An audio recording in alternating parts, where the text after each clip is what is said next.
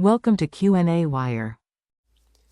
This problem says a 16-foot ladder is leaning against a building. If the base of the ladder is 9 feet from the base of the building, what is the angle of elevation of the ladder?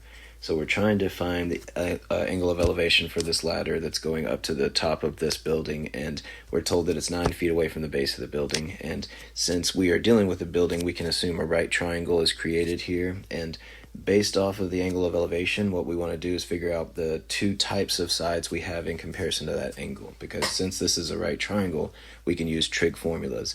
And in comparison to this angle, 9 feet would be considered our adjacent side, and the reason 16 wouldn't be considered our adjacent side is because 16 is the side that's across from our right angle, and that's always considered our hypotenuse. And since we're dealing with the adjacent side and the hypotenuse side, that means we're going to use cosine to find our angle of elevation, because cosine of an angle in a right triangle is equal to the adjacent side divided by the hypotenuse side.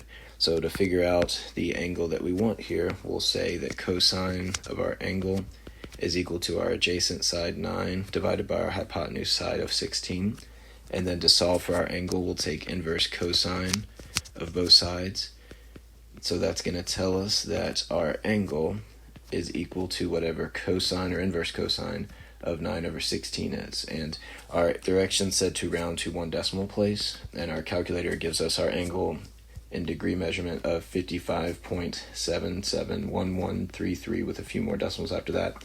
So to round to the nearest tenth or one decimal place, we will say that this 7 rounds this 7 up. So our angle of elevation is 55.8 degrees.